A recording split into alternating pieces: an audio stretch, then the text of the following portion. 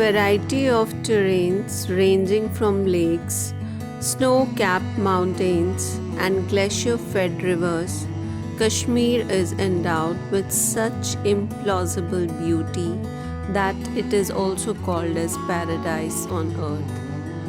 Even the history and culture of the valley is as alluring as its natural beauty. Termed as a jewel in the womb of Himalayas, Emperor Jahangir once said, "If there is paradise on earth, it is here, it is here, it is here." So enamored was the mighty Mughal with Kashmir that he visited the valley 8 times during his reign. Geologists believe that Kashmir Valley was once a lake called Sati Saras.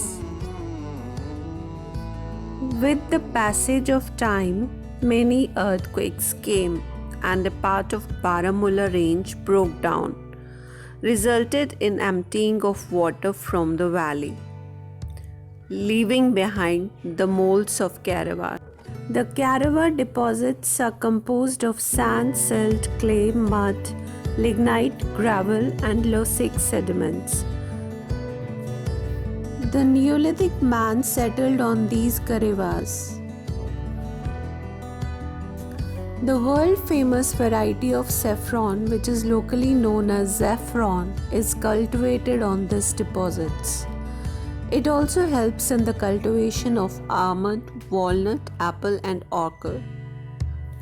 The valley has a remarkable wealth of archaeological sites and monuments ranging from prehistoric times to the Mughal period. Earliest settlers of Kashmir have been found on the foot of Mahadev Peak called Burzahom. Karawa or Wuddar, situated 16 km northeast of Srinagar on famous Shalimar Gardens and Naseem Link Road. It commands a panoramic view of the lush green fields of the valley and the shimmering waters of the Dal Lake, which is hardly 2 kilometers away. De Terra and Patterson of Yale and Cambridge University made discovery of Burzahom during their expedition in 1935. They noticed megaliths at the site. A limited excavation near the megaliths was conducted by them, which yielded some black polished ware, besides some bone and stone tools. The scientific excavations were conducted at the site by the Archaeological Survey of India for 11 long years, from 1960 to 1971. Under the direction of Mr. T.N. Khazanji, who has since died. यहाँ उस वक्त भी आया करता था, मैं बहुत छोटा था, लेकिन यहाँ मेरे फादर आते थे, बहुत लोग आते थे, एज लेबर आते थे, तो मैं भी यहाँ कभी कभार चक्कर लगाता था। और खुदाई यहाँ पे हुई, वहाँ एक जगह हुई, और यहाँ जो मटेरियल मिला है, बोलने में है कि वो आज से 4,500 बरस पहले का material.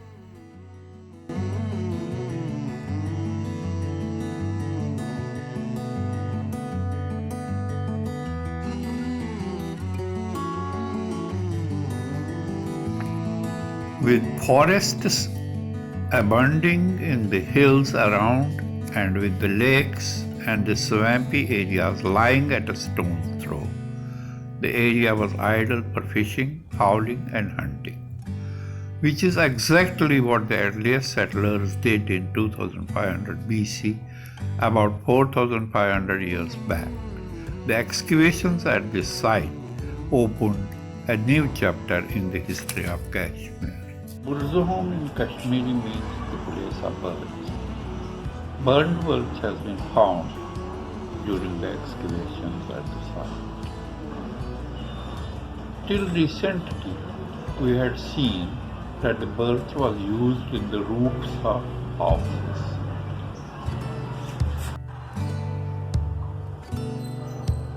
I was also associated with the excavation for 9 long years, from 1963 to 1971 and stayed at Burgahom for all the seasons. During excavations, 4 cultural phases have been found. Period 1 and 2 belong to the Neolithic, period 3 to the Megalithic, and period 4 to the early historical period. The main feature of earlier settlers was dwelling pits. The pits were circular or oval in plan, narrow at the top and wide at the base, cut into the natural soil, which is an hard earth. The diameter varied according to the needs of the people. The presence of post holes on periphery suggests a birch cover supported on wooden posts as protection against inclemencies of weather. Presence of ash, charcoal, and potsherds within these pits indicate human occupation. The dwelling pits were thus the devices made by early Neolithic man to fight the severe winters of Kashmir and thus called pit dwellers of Kashmir. Besides round dwelling pits, pit chambers, rectangular or sometimes squarish were also found.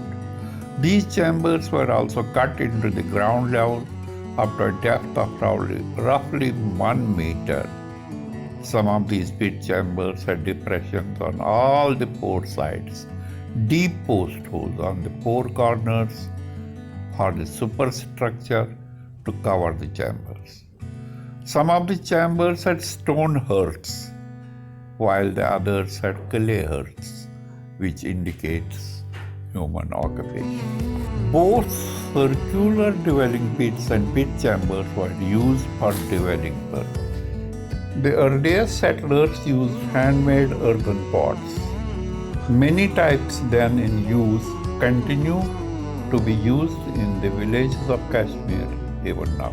Matte impressions were a recurrent feature on many types, especially on pots having a flat base, which indicates that they were made on mats.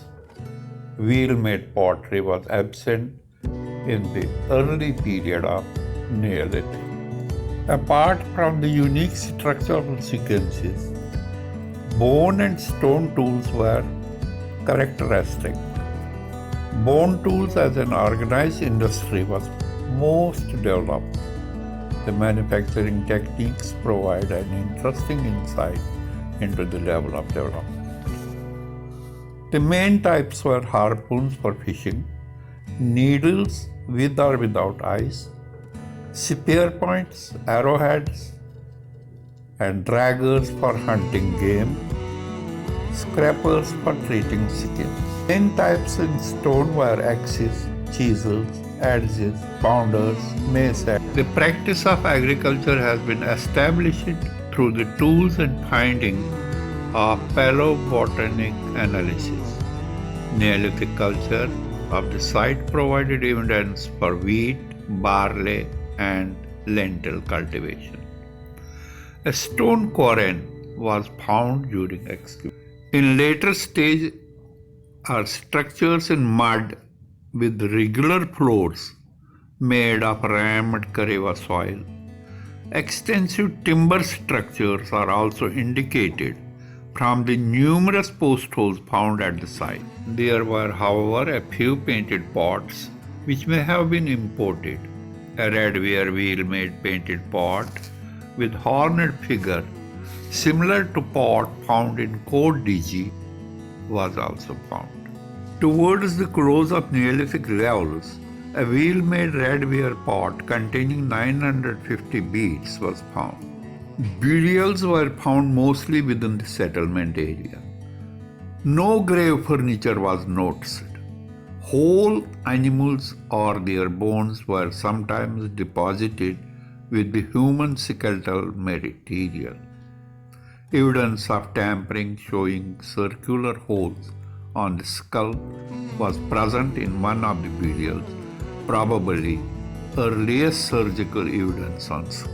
Bone necklaces, beads were also found. A slate stone tank for storage of water was also found. The engraving on a stone slate depicts a hunting scene, showing an antler being pierced from behind with a long spear by a hunter, and an arrow being discharged by another hunter from the front. The topmost portion shows two suns and a dog. The Neolithic period was followed by megalithic culture. Bone and stone tools continue to be in use, but the incidence was pretty less. A few metallic objects were also found. Besides the menhirs, rubble structures were also found. The last activity at the site is early historical period. Mud brick structures were found. यहाँ district Bandipora में एक गांव है, वो तर्कपुरा के नाम से जाना जाता है, और सुनने में आया वहाँ भी ये चीज मिल रहे हैं। वो वल्लूर के कुछ किनारे में ही गांव आबाद है। फिर सुना है कि वहाँ भी कुछ ये चीजें मिल रही हैं, जो चीजें यहाँ बुरज़ाहमा से मिली थी। फिर मैं वहाँ गया और मेरे साथ थे R.N. काव साहब, ये आर्कोलॉजिकल सर्वे ऑफ इंडिया के सीनियर फोटोग्राफर थे उस टाइम के। उसके साथ मैं भी गया, हम दोनों वहाँ चले गए। लेकिन वहाँ पहुँच के हमने बड़ी कोशिश की कि वहाँ हमें मिले कुछ, कि जो हमें सुनने में आया था कि वहाँ भी कुछ ये एक्सेस वैक्सेस मिल रहे हैं खेती बाड़ी से। लेकिन उन्होंने पहले मना किया, फिर रिक्वेस्ट करके काव साहब ने उनको मजबूर किया कि वो चीज़ दिखाने के लिए। फिर उन लोगों ने हमको वो कुछ स्टोन्स दिखाए। Asia's largest stone celt has been discovered at Tarakpur, situated on the bank of largest freshwater Wular Lake. The historical period is covered in Kalhans Raj Tarangni. The Neolithic Burzahum appears to be the major centers of prehistoric man's activity in Kashmir. The detailed study of the material culture, paleoclimate, flora and fauna, microwear studies, and other multidisciplinary studies has provided an opportunity to understand and analyze the interpretation of the Neolithic population of Burzahum with the Himalayan, hinterland, and the riverine sites of West Asia.